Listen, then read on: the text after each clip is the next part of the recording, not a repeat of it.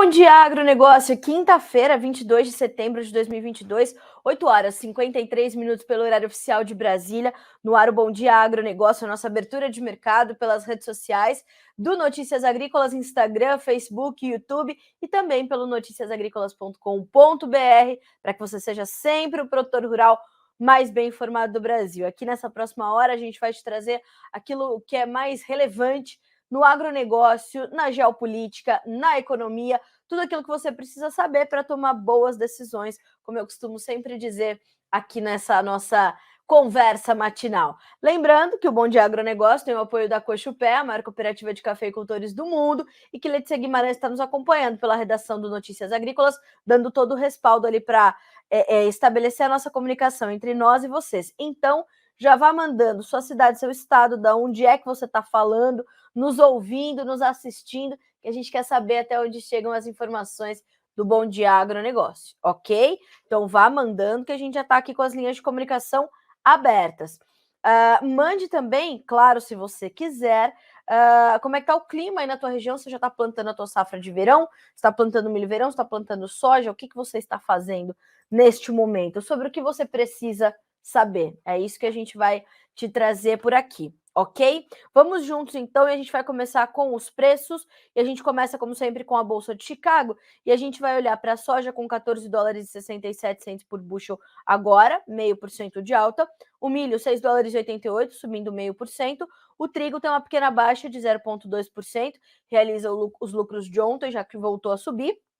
Já vamos falar um pouquinho mais sobre o trigo. Ainda na Bolsa de Chicago, derivados de soja.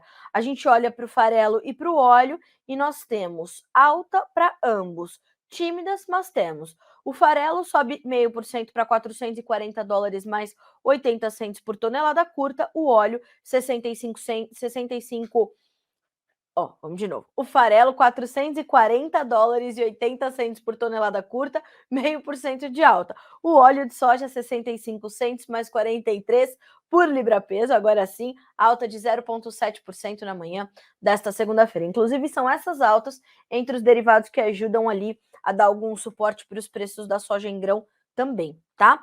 Bolsa de Nova York, café, 0,9% de baixa para 2 dólares e 19 centos mais 28 por libra peso. O açúcar, 18 centos mais 30 por libra, 0,4% de ganho. O algodão volta a cair hoje, 0,9% de baixa para 96 centos mais 4 por libra peso. Ontem o algodão se recuperou, fechou em alta. E hoje volta a recuar um pouquinho. E para o petróleo, a gente tem no WTI uma alta de 1,4% para 84 dólares e 8 centos por barril. Para o Brent, vamos dar uma olhadinha, lembrando que o Brent é o mote, né, a referência para o quadro global de oferta e demanda e também a referência para a Petrobras aqui no Brasil, tá? Então a gente está falando de um petróleo Brent que tão logo a internet me permite, a gente vai saber quanto é que está custando. Enquanto isso, eu vou buscar o resumo da Agriinvest Commodities pela pessoa de Eduardo Vanin, analista de mercado, naquele resumo que ele faz com financeiros e fundamentos. Financeiros, né? Não, financeiros não, só um financeiro está excelente. Por quê? A gente ainda vê uma influência muito forte do mercado financeiro sobre as commodities todas, né? Esse movimento, talvez, de financeirização das commodities continua muito forte. E olha só a notícia boa que eu já estou vendo aqui no Instagram. Primeira chuva ontem após 168 dias de déficit hídrico em Dionísio, Minas Gerais. Coisa boa é isso, hein? Por favor, continuem mandando boas notícias, que são bons presságios aí para o nosso dia, né? Com certeza. Então, vamos buscar essa informação do meu amigo Eduardo Vanin, que diz o seguinte, bolsas precificando as mudanças pelo Federal Reserve. Ontem o Banco Central norte-americano trouxe um aumento da taxa básica de juros por lá em 75 pontos base, ou 0,75, e elevou, portanto, essa margem, né, essa banda da taxa básica de juros americana para 3 a 13,25%. Alguns especialistas acreditam que ela possa chegar até a 4,4% até o final de 2022. Por quê? Porque o Federal Reserve e o seu chairman, né, o presidente do Banco Central norte-americano, Jerome Powell, no seu discurso deixou bastante claro que novas altas poderão estar no radar ou poderão ser efetivadas para tentar conter a fortíssima inflação norte-americana, tá? Então, bolsas precificando as mudanças do Fed, petróleo em alta acima dos 83 dólares por barril. O índice dólar continua perto de suas máximas de 20 anos, porque ontem, tão logo, o Federal Reserve anunciou a confirmação da alta na taxa de juros, o dólar voltou a intensificar seus ganhos e bater os 110 mil e um pouco mais pontos no mercado. Então, vamos entender como é que continua isso. A gente está com acho que algum probleminha aqui no site da Investing, mas a gente já consegue te trazer também quanto é que está o dólar index. O dólar index agora sobe 0,2% para 110.605 pontos, são as suas máximas em 20 anos, tá? A moeda chinesa continua sob forte pressão de desvalorização. O diferencial de juros entre China e Estados Unidos é um dos maiores em 3 décadas. As taxas americanas estão mais altas, metais industriais estão sofrendo. O alistamento dos reservistas na Rússia é o destaque. A gente vai falar sobre isso já já. Inclusive, tem alguns homens fugindo da Rússia para não ter que ir para a guerra, né? É 2022, são 7 meses de guerra. Enfim, qual será o futuro do corredor de grãos? Questiona Eduardo Vanin. Corretores de milho já falam que importadores estão mais cautelosos em tomar posições. Também pudera esse alistamento em massa que é registrado lá na bolsa, lá na Rússia, ela traz uma escalada muito forte nesse movimento do conflito entre Rússia e Ucrânia, até porque ele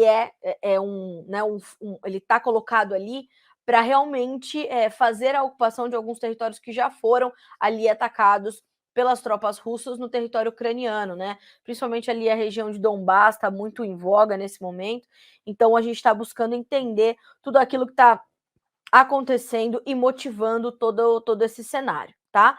Bom, eu fiz isso ontem, vou refazer hoje, porque realmente a gente precisa olhar para essas notícias da geopolítica e do mercado financeiro para entender o que está acontecendo a partir de agora e o que pode acontecer com as commodities. Além da elevação da taxa de juros norte-americana ontem, nós tivemos a manutenção da nossa taxa básica de juros, a Selic, pelo Copom, o Comitê de Política Monetária, em 13,75% ao ano.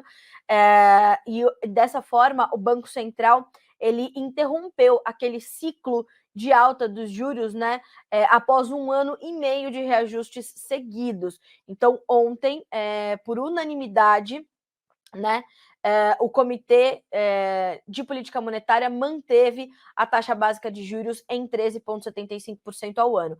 A decisão já era também esperada pelo mercado, pelos analistas e consultores financeiros. Ainda assim, a gente está falando da maior taxa de juros desde janeiro de 2017, nessa tentativa também de conter, portanto, a inflação. Por isso que a gente tem juros mais elevados. Nós tivemos 12 altas consecutivas até chegar nessa taxa, que foi ontem mantida pelo Copom, ok? Essa era uma informação também importante, chegou no final do dia ontem, né? Chega sempre depois das 18 horas, por isso não a comentamos aqui no Bom Dia Agro de ontem. E hoje, o Banco Central da Inglaterra também trouxe uma elevação na taxa básica de juros, elevou a sua taxa de 1,75% para 2,25% e disse que, abre aspas, para o Banco Central da Inglaterra, o Banco Central continuará a responder com força, conforme necessário, à inflação, mesmo com a economia entrando em recessão. O Banco Central estima que a economia britânica encolherá 0,1% no terceiro trimestre, em parte devido ao feriado extra para o funeral da Rainha Elizabeth, que, combinado a uma queda na produção no segundo trimestre, atende à definição de recessão técnica. Então, sim, estamos falando de uma recessão que está quase de técnica para efetiva. Isso é muito sério. E é por isso que o mercado se mantém tão cauteloso e tão na defensiva, e a aversão ao risco ainda é um sentimento muito presente, né? É possível perceber que há essa presença muito forte desse sentimento de aversão ao risco, tá? Isso é realmente bastante grave e isso vai continuar impactando no andamento das commodities. Percebam que há alguns mercados, como é o caso da própria soja, que estão bastante mal direcionados, né? Sobem muito forte em alguns dias, caem muito forte em outros dias, ou mantêm assim os testes dos dois lados da tabela durante todo o dia, uma imensa volatilidade, apesar de oscilações curtas, apesar de oscilações tímidas. Mas por quê? Porque faltam novas notícias mais claras para alguns desses mercados, e diante de um mercado, um cenário tão nebuloso como é o caso agora do macro cenário, também estimulado, claro, pelas questões geopolíticas, a gente vai ver a intensificação deste movimento, tá? Então, continuando com essas notícias importantes que são destaque na manhã dessa quinta-feira.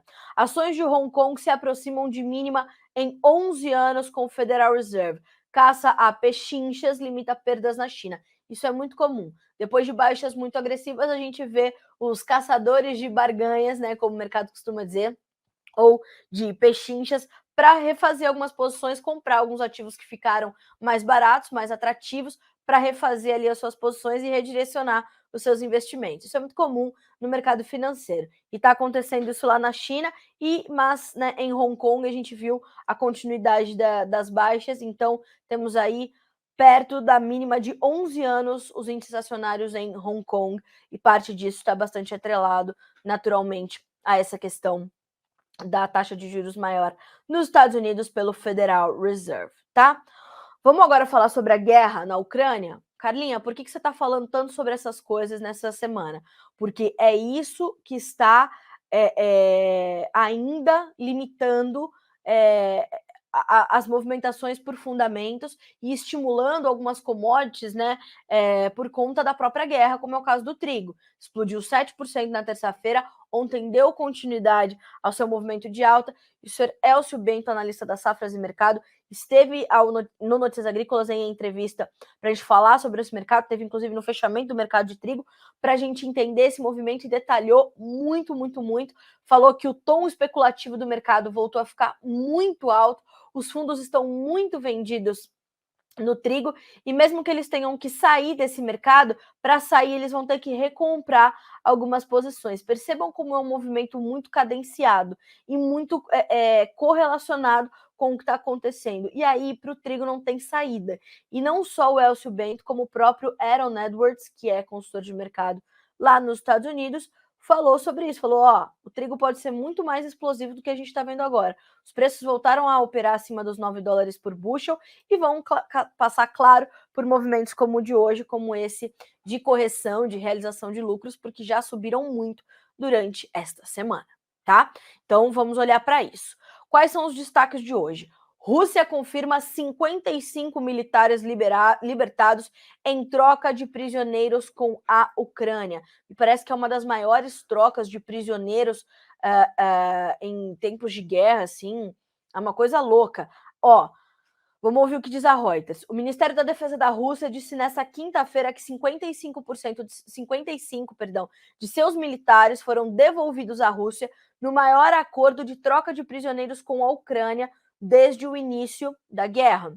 Em seu briefing diário, o Ministério afirmou que os combatentes das Forças Armadas da Rússia e seus representantes nas regiões separatistas apoiadas pela Rússia no leste da Ucrânia foram transportados para a Rússia por um avião militar e estavam passando por exames médicos. A troca surpresa envolveu quase 300 pessoas, incluindo 10 estrangeiros e comandantes ucranianos que lideraram uma defesa prolongada da cidade portuária de Mariupol. O acordo foi intermediado pela Arábia Saudita e ocorre pouco antes de referendos em partes da Ucrânia ocupadas pela Rússia, que provavelmente abrirão a onda para a Rússia declarar formalmente a anexação de mais faixas de sua vizinha. Aí é que a gente vai ver a situação ficar ainda mais grave. Porque a partir do momento que a Rússia começar a ocupar e anexar ao seu território partes da Ucrânia, como é que a Ucrânia vai responder? Como é que os outros países do Ocidente vão responder? Como é que a OTAN vai se posicionar? Né? E a Rússia já deixou muito claro a posição dela em relação às próximas ações da OTAN e de alguns países do Ocidente. E está acontecendo a Assembleia Geral da ONU nesse momento, e esta Assembleia está com, claro, mais uma vez, o seu foco sobre esse conflito. Ontem o presidente americano Joe Biden fez o seu tradicional discurso também, falando muito sobre isso, condenou essas chantagens nucleares que têm sido feitas ali pelo presidente russo Vladimir Putin, que já se posicionou, falou, vai brincando comigo, Volodymyr Zelensky, que eu começo uma guerra nuclear, e uma guerra nuclear não tem como ser vencida, né? Inclusive o próprio presidente Joe Biden falou isso no seu discurso. Então perceba, a gente tem ainda um quadro muito frágil. As relações estão por um fio de nada, né? Um fio esticadíssimo. Qualquer tensão elevada pode agravar esse quadro. E aí, como eu dizia para vocês, essa mobilização na Rússia continua acontecendo com essa conclamação dos reservistas e tudo mais. E aí os números vão divergir um pouquinho, né? Alguns falam em 500 mil reservistas, outros 300 mil reservistas, outros falam em 2 milhões de reservistas. Então, vamos ficar aqui com a informação da Reuters, que é o seguinte: a Rússia avançou nessa quinta-feira com sua maior campanha de alistamento militar desde a Segunda Guerra Mundial, levando alguns homens a correr para o exterior, enquanto a Ucrânia exigia, também na ONU, punição justa por uma invasão de 7 meses que tem abalado o mundo. O Volodymyr Zelensky fez seu discurso também na Assembleia Geral das Nações Unidas remotamente, foi o único líder que teve essa permissão para, claro, participar remotamente, e pediu, inclusive, que a ONU extingua da Rússia o poder de veto no Conselho de Segurança. Então, como eu falei, tá tudo muito, muito frágil, né? Tá todo mundo à flor da pele. Claro, são 7 meses de guerra, muitos mortos, um país inteiro destroçado, como é o caso da Ucrânia. A ordem do presidente Vladimir Putin de mobilizar outros 300 mil russos intensifica uma guerra que já matou milhares, deslocou milhões, pulverizou cidades, prejudicou a economia global e retomou o confronto da Guerra Fria.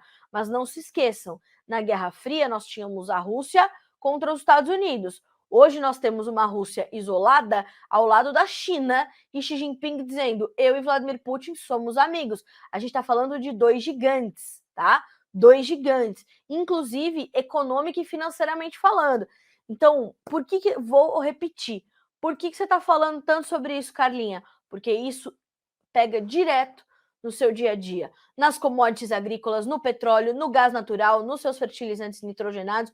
Então tá tudo muito ligado. A União Europeia, os países da União Europeia continuam vendo as suas empresas de fertilizantes declararem a paralisação da produção de fertilizantes nitrogenados por lá, ou de nitrogenados de uma forma geral. Por quê? Porque a gente está com uma dificuldade caríssima, né, nos custos do gás natural, essa trajetória podendo continuar, as sanções ainda colocadas pela Rússia, então o fornecimento do gás russo para a Europa completamente comprometido, e tudo isso faz com que fique inviável continuar produzindo. Então o Jefferson Souza tem feito muitos alertas pelo seu Instagram quando o assunto é esse, e você tem que manter o foco nessas questões, claro, ao lado das questões do teu dia a dia, né? Então é plantio, é clima, é o seu custo de produção, é a sua comercialização, mas tudo isso está muito atrelado a esse quadro todo que eu estou detalhando nesse momento, tá?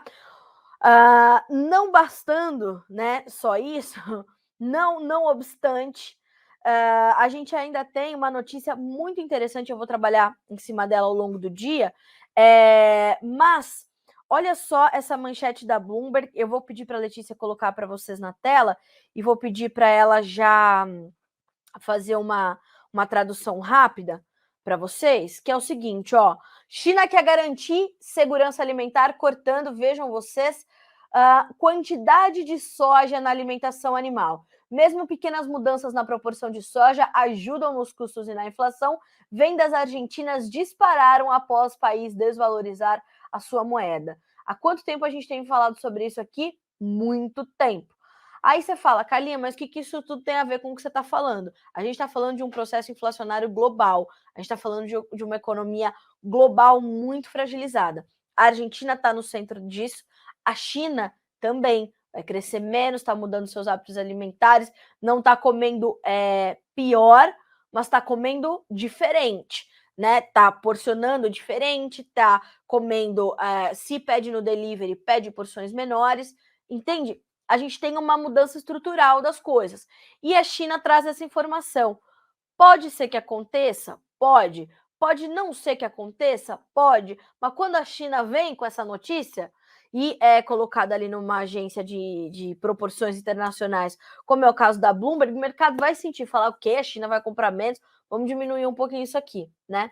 Só que, ao passo em que a gente tem essa situação aqui, ó, China quer reduzir a quantidade de soja na alimentação animal.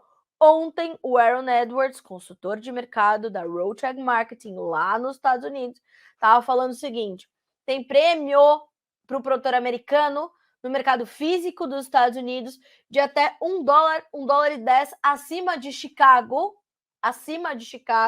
para quem tem soja disponível.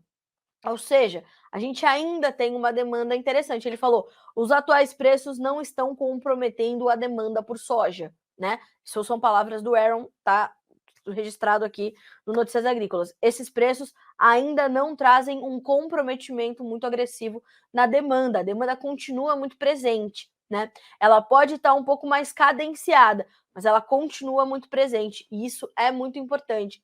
Então a gente está de olho nessa situação, está tentando entender, porque se a China tiver que reduzir efetivamente a sua quantidade de soja na alimentação animal, ela vai ter necessariamente que compensar com algum outro produto. Ela vai colocar mais milho? Ela vai colocar mais trigo? Da onde ela vai tirar, né, a proteína? Certo? Então a gente vai ter que entender.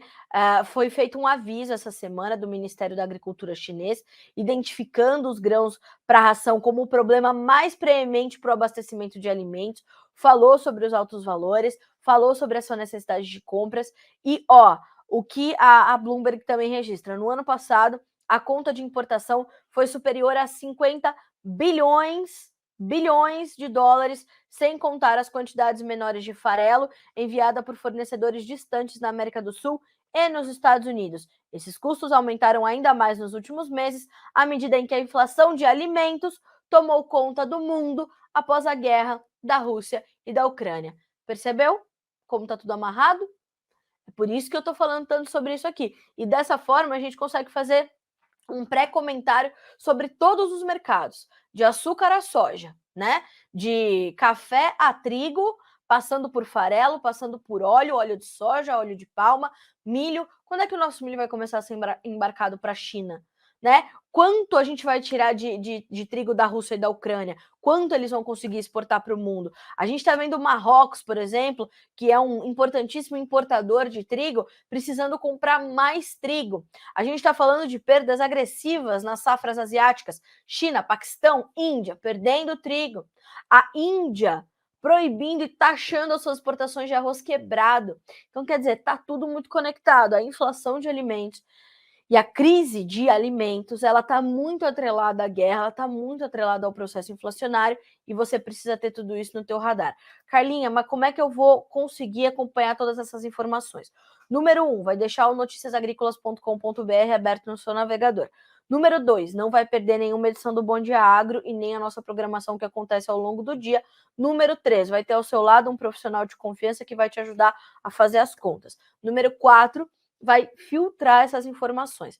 Pega o que é importante para ti, para tua gestão, para o teu negócio e filtra, tá? Eu preciso trazer todas as notícias aqui, mas eu quero que você faça um filtro pessoal daquilo que é importante. Tudo isso vai impactar o câmbio e aí qualquer produtor vai sentir esse impacto. Tudo isso vai impactar o andamento da nossa economia, vai impactar o teu mercado. Você produz comida, você produz combustível, você produz fibras, produz, né, aquilo que é de necessidade básica do ser humano. Você está no setor primário. Então, ó, vamos embora ser o produtor rural mais bem formado do Brasil e do mundo, porque eu sei que tem gente que acompanha a gente em outros países também, tá? Bom, dito isso tudo, vamos para o ministro Marcos Montes, que esteve num evento essa semana e falou o seguinte: o agro brasileiro conquistou o mundo pela sustentabilidade e qualidade dos seus produtos. Em evento em São Paulo, Marcos Montes ressaltou que o Brasil é destacado pela ONU e pela OMC como um país que terá um papel decisivo para a garantia da segurança alimentar global. o ministro Marcos Montes refaz, então, né, traz de volta, né, está parafraseando aí o próprio presidente Jair Bolsonaro, que no seu discurso na ONU falou sobre isso. Inclusive, eu vi alguns colegas jornalistas, criticando o discurso do Bolsonaro lá na ONU, porque ele falou que sem o agro brasileiro o mundo passaria fome. Essa não foi uma frase do Bolsonaro, inclusive ele falou isso no discurso. Né? As pessoas costumam tirar algumas frases de contexto e é importante que a gente retome o contexto. Que contexto é esse? A gente entender que quando o Bolsonaro tratou desse assunto na ONU, ele referiu-se a uma frase dita pela diretora-geral da OMC, a Organização Mundial do Comércio, quando ela esteve em visita ao Brasil. Visitou a Frente Parlamentar da Agropecuária, visitou áreas de produção, enfim, e falou: o Brasil tem um papel muito determinante na segurança alimentar mundial. Que bom! Então, ela diz mais: mostrem o agronegócio brasileiro para o mundo. Quando ela faz isso, ela traz essa referência dessa importância e desse papel estratégico. Bolsonaro citou a frase da diretora da OMC lá no seu discurso na ONU e traz essa referência. Por isso, o ministro Marcos Montes, neste evento que participou essa semana, traz essa referência também, não só à OMC, mas também à própria ONU, né? E ele diz o seguinte, abre aspas para o ministro: quem tenta imputar ao agro brasileiro a culpa pelo desmatamento ilegal não está apenas propagando uma mentira de forma irresponsável. Quem faz isso está deliberadamente trabalhando contra o Brasil. Não se esqueçam que essa semana a União Europeia avançou com uma lei de não importar alimentos de áreas de desmatamento, inclusive desmatamento legal, aquelas áreas que foram abertas em conformidade com a lei ambiental, com o Código Florestal Brasileiro, tá?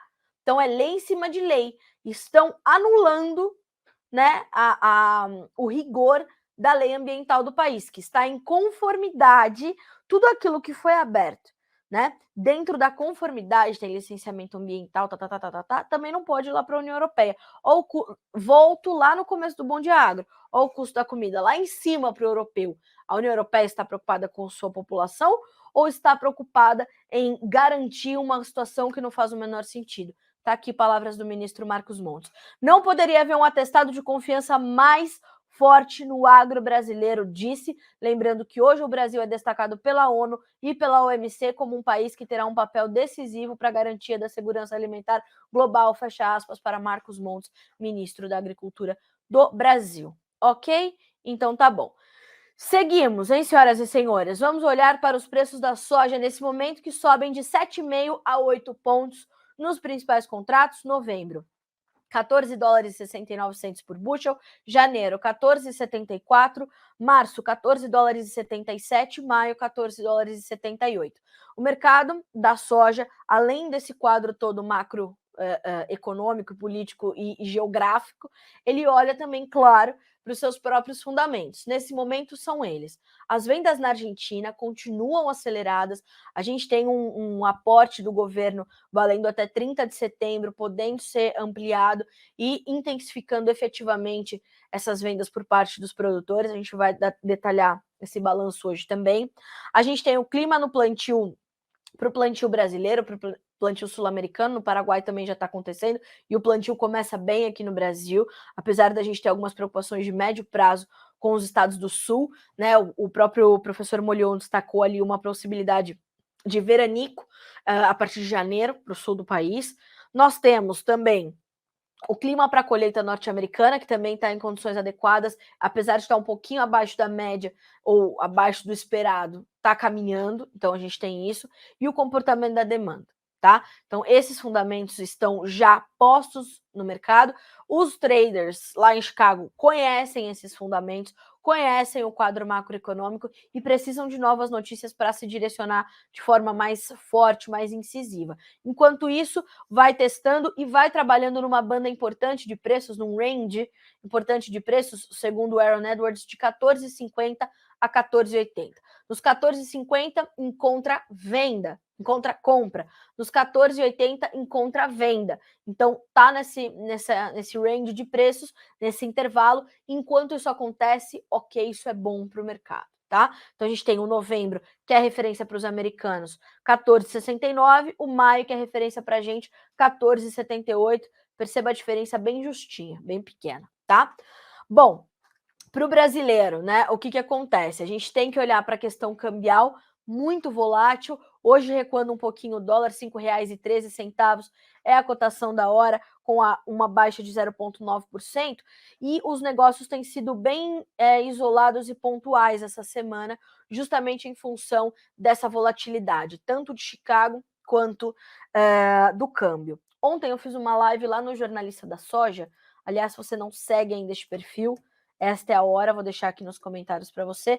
É mais um bracinho das nossas redes sociais, tá? É que lá a gente concentra as informações, como o nome já diz, da própria soja, mas tem muitos outros, claro, assuntos que são tratados ali. E ontem eu fiz uma live com o Nivaldo Forastieri, que é produtor rural no Paraná, para a gente trazer essa perspectiva do início da safra pela visão do produtor. E eu questionei bastante o Nivaldo sobre essa condição da comercialização antecipada. Ele falou, Carlinha, eu estou quase zero travado e aqui na região a gente tem muita gente nessa mesma situação. O estado do Paraná tem pouco da sua soja já comprometida, porque justamente a gente tem essa preocupação com as últimas frustrações que tivemos, os custos muito elevados. Tem produtor que ainda está pagando contrato lá da safrinha 21, que foi zero, porque não conseguiu entregar. Né?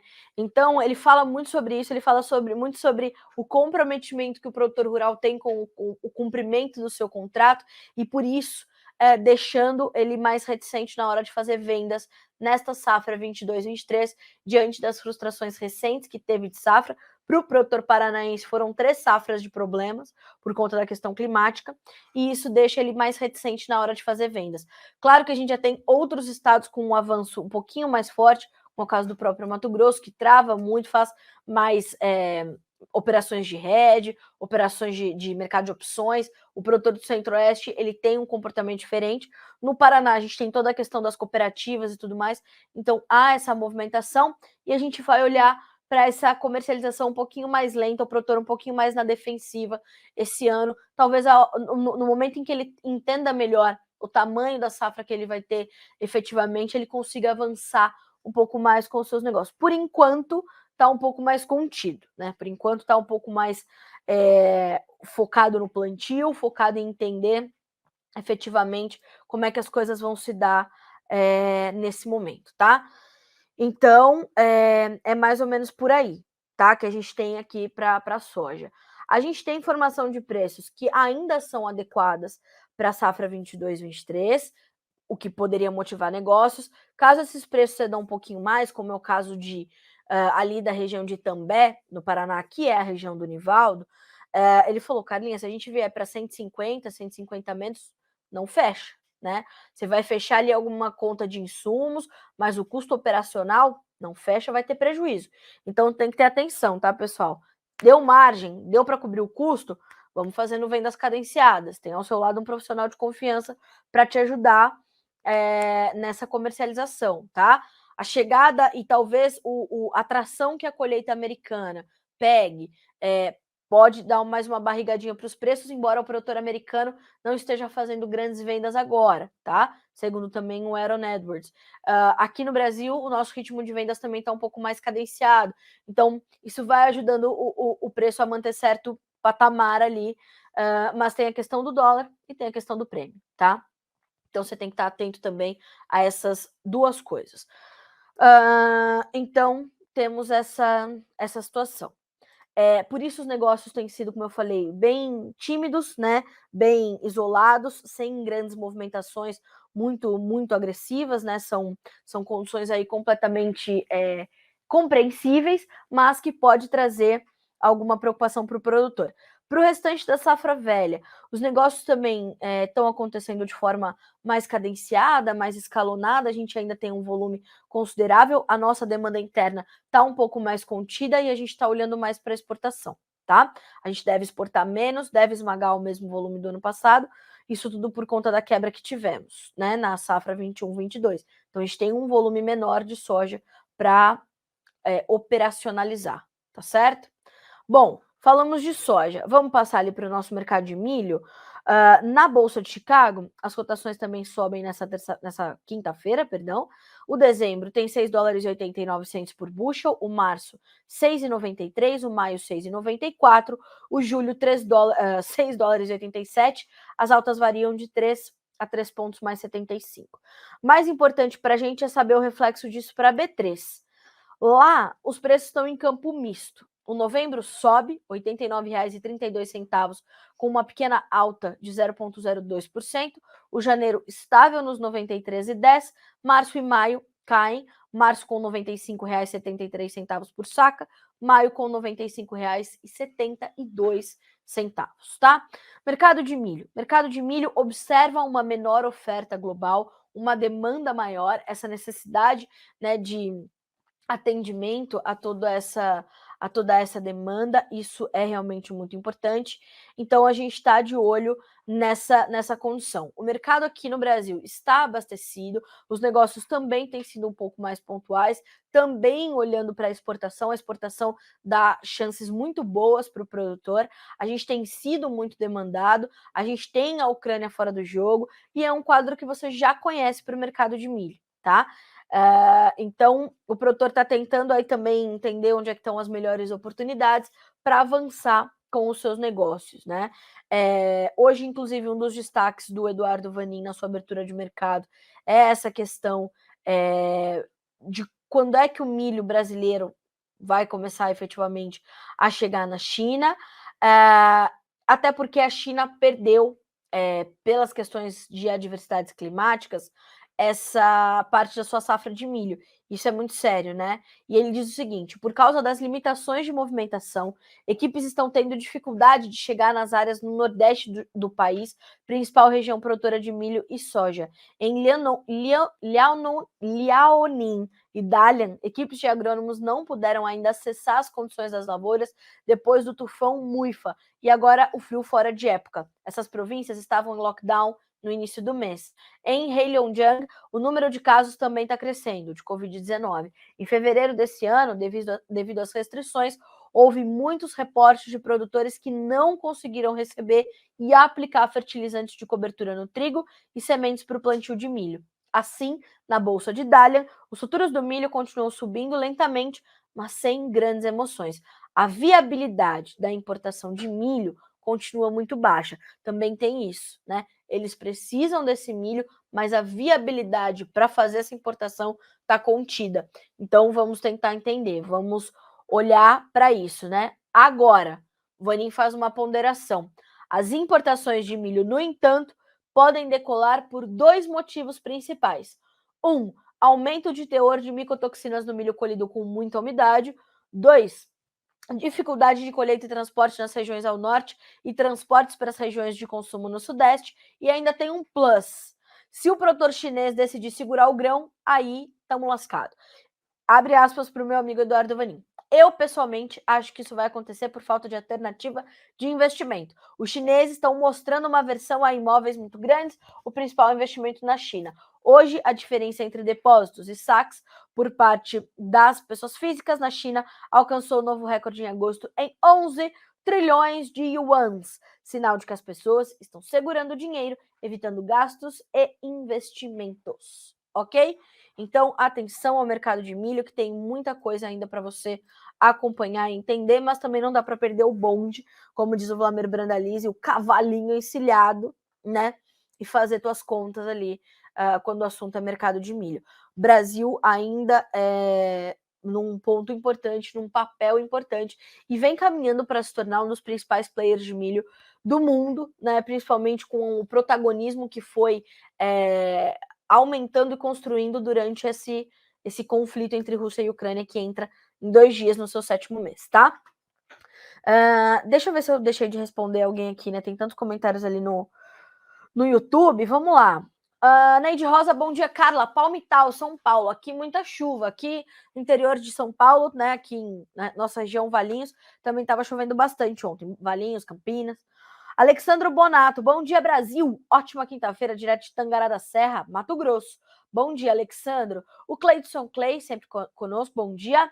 Renato Lourenção, bom dia, tudo bem? Em Bauru, tempo fechadinho, 18 graus. Como é que tá o mercado de leite spot? E o produtor, tá mantendo a remuneração? Olha só, Letícia Guimarães, com toda a sua agilidade, já trouxe a resposta para o nosso amigo Renato Lourenção.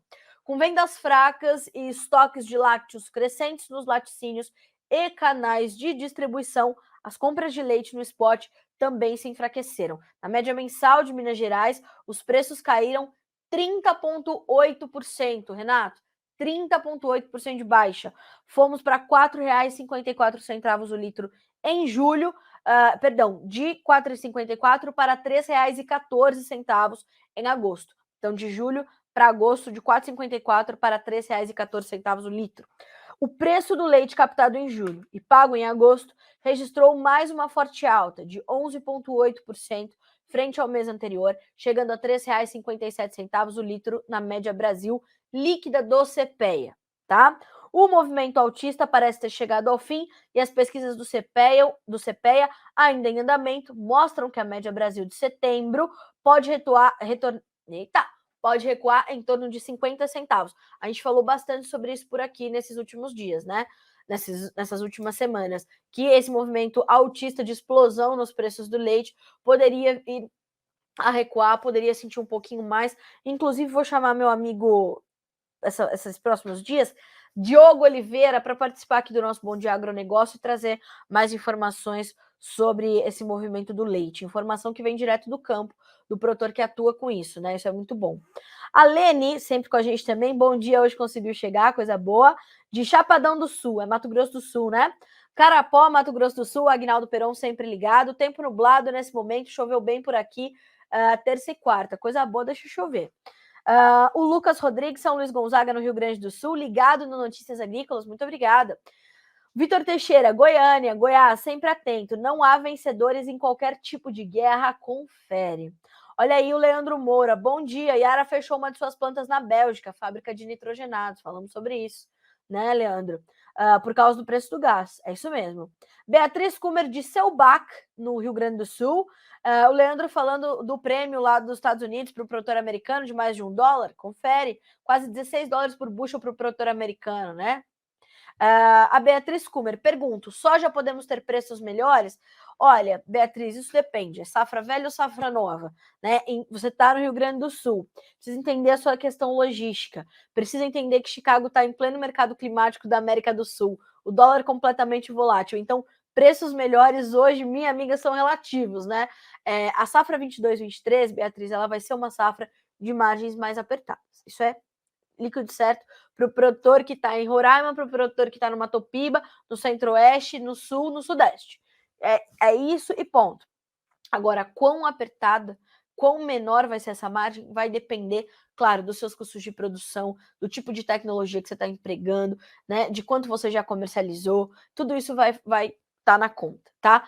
Chicago, como eu falei, está trabalhando ainda entre esses 14,50 e 14,80, que para os consultores e analistas é um intervalo ainda considerável, tá? Jonathan Freitas, bom dia de Rio Brilhante, bom dia. Agroevolução, bom dia. Deixa eu ver se a Beatriz, nesse número da tela, seria para receber alguma pergunta? Sim, Beatriz, se você quiser mandar o número que aparece ali para você, né? Esse é o nosso número do WhatsApp, é o 19997670241. Se você quiser mandar, assim, alguma pergunta para a gente, pode mandar, Beatriz. Se quiser mandar ali alguma colocação, alguma sugestão que você queira tratar só com a gente, pode mandar, sem problema nenhum, né? Alguma sugestão de pauta. Carlinha, fala sobre o mercado de sorgo, mercado de pitaia, não sei. Manda aqui pra gente, a gente vai te trazer essas informações, tá? O importante é deixar ali a linha de comunicação aberta. Precisando da gente, pode entrar em contato com esse número do WhatsApp, com certeza. Bom dia, chegando agora, poderia falar sobre o mercado atual do café, cenário de pouca mercadoria negociada e preços totalmente baixos. Pronto, André Luiz, já me deu o gancho. Vamos já falar sobre o mercado de café, né? Vamos já dar uma olhadinha em como é que estão as cotações nesse momento lá na Bolsa de Nova York do café arábica. Dezembro, 2 dólares e 20 mais 35 por libra peso, 0,4% de queda. O março, 2 dólares e 15 mais 5. O maio, 2 dólares e 10 mais 50 por libra. O julho, 2 dólares e 7 mais 45, 0,4% de baixa. Então, a gente tem o mercado hoje recuando do café. Segundo apurações de Virginia Alves, o mercado está estendendo as suas baixas. Ontem também recuou. E mais uma vez a gente vê o contrato de dezembro, que é o mais negociado agora, perdendo mais de... ou melhor, voltando a operar abaixo dos 2 dólares e 20 por libra peso. Segundo também a apuração da Virginia, que é a nossa especialista em café aqui no Notícias Agrícolas, o mercado estende as baixas da última sessão, dia marcado pelos dados americanos e que aumentaram a preocupação com uma recessão. Além disso, o setor monitora as previsões de chuva para áreas cafeiras no Brasil daqui para frente. As chuvas das próximas semanas serão fundamentais para a definição da safra 23, tá? Em Londres, o Café Conilon também está trabalhando com desvalorização nessa quinta-feira. Gente, o que acontece, né? A gente tem, como eu falei, essa movimentação toda do financeiro pesando sobre as commodities. E para o café não vai ser diferente, né? Não vai ser o café que vai se livrar dessas turbulências todas, né? Isso traz muita preocupação com o consumo, enfim, a gente tem todo esse quadro. Então, sim, a gente tem uma atenção sobre isso, a gente tem as questões todas dos fundamentos, e a gente sabe que a gente tem uma possibilidade de uma safra ainda comprometida em 23, mas essa chegada das chuvas aqui no Brasil, as melhores perspectivas, tudo isso vão trazer uma pressão sobre as cotações. O André Luiz fala de pouco volume de negócios. É uma marca desses últimos meses. O cafeicultor tem tido muita dificuldade realmente em avançar com os seus negócios, por conta, claro, de toda essa condição, dessa incerteza do mercado e, claro, desses baixos preços e também de custos muito, muito elevados. Segundo o professor José Braz Matiello, a gente tem ele é engenheiro agrônomo também da Fundação Procafé, os custos estão 50% mais caros para a cafeicultura brasileira. Então, isso deixa o produtor muito, muito reticente na hora de avançar com as vendas, né? E vai sentir essa pressão, vai sentir esse peso inevitavelmente. Então, é isso que o mercado reflete nesse momento, por isso tem essa preocupação toda, né, com esse quadro que a gente desenha para o mercado do café. Inclusive, para os preços internos, a gente tem uma situação também de pressão, né? Por quê? Porque, além de tudo, a gente tem um dólar que está também muito volátil. Agora, o dólar R$ 5,15, caindo 0,6%. Assim, ontem, o que nós pudemos perceber? Para o café tipo 6, bebida dura bica corrida. Olha só algumas referências, André Luiz e amigos da cafeicultura. Queda de 1,6% em Guaxupé, para R$ 1.265 por saca. Poços, também Minas, 0,8% de baixa, R$ 1.260 por saca. Machado, 1,4% de baixa para R$ 1.370. Varginha, baixa de 0,8%, R$ 1.300. E Franca, queda de 1,5% para R$ 1.310 por saca, tá? O tipo cereja descascado, Guaxupé, 1,5% de queda, Poços, 0,8% de baixa, Varginha, 1,5% de baixa, Campos Gerais, 1,5% de baixa. Os preços têm variado de 1.340 a 1.350, R$ 1.360 por saca. E baixas acumuladas, né? Baixas que vão aí se empilhando justamente por conta dessas perdas na Bolsa de Nova York e dessa volatilidade do dólar. Isso vai afastar naturalmente o produtor de novos negócios, tá, André? Então é por isso que a gente tem esse quadro. O Edenilson Santos de Mangueirinha, Paraná, conosco, e tem pessoas perguntando aqui também no Instagram, né? Olha só, o Mochevina Brasil. Qual a sua opinião sobre o agricultor que está segurando a compra dos nitrogenados com o cenário que temos de alta na ureia?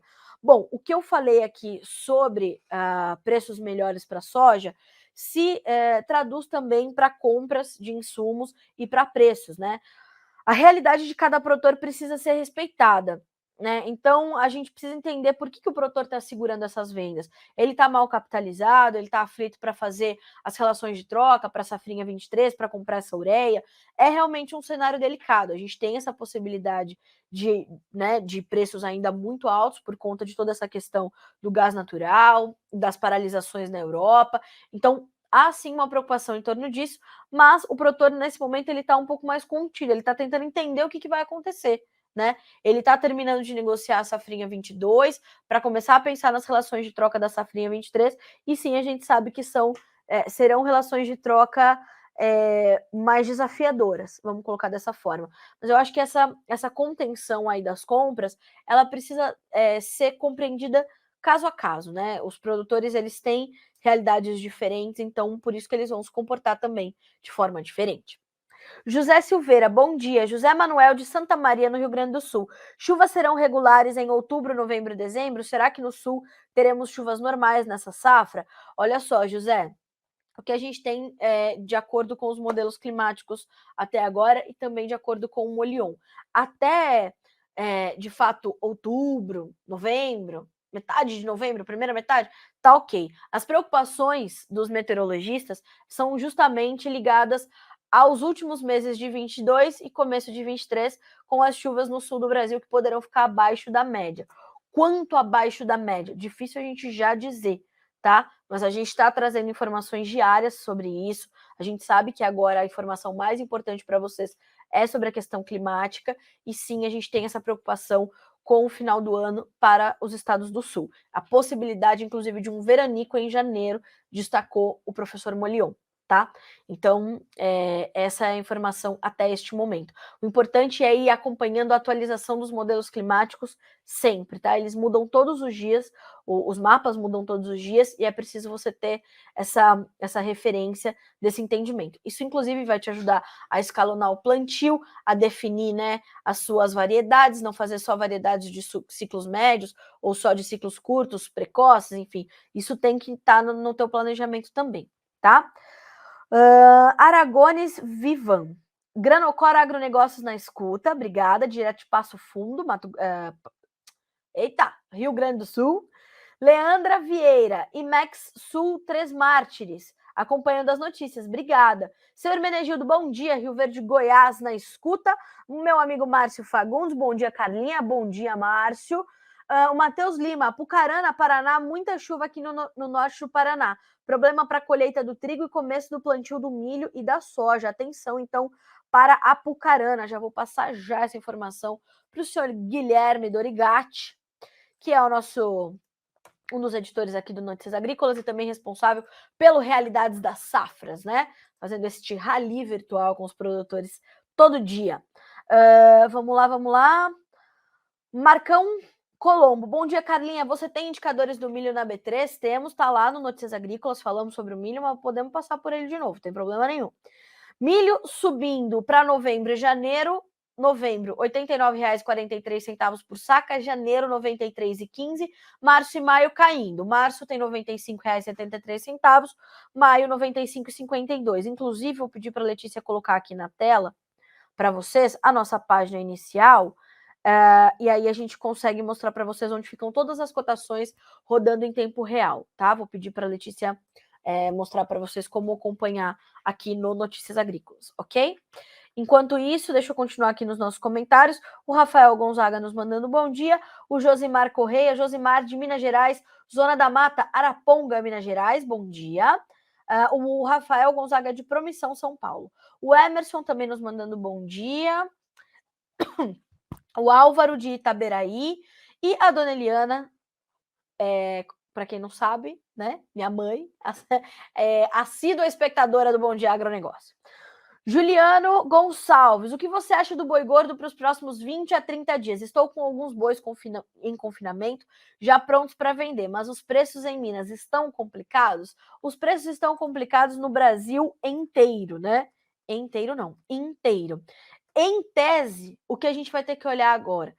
a movimentação da demanda interna por carne bovina, porque as exportações estão desempenhando bem, a gente estaria num período teoricamente de entre safra, mas a gente tem muitos estoques, então a gente vai continuar sentindo a pressão sobre os preços da arroba, né? Então, vamos buscar aqui as informações de Daniel Lopes, que é aplicativo AgroBrasil. Eu vou te dar essa dica em...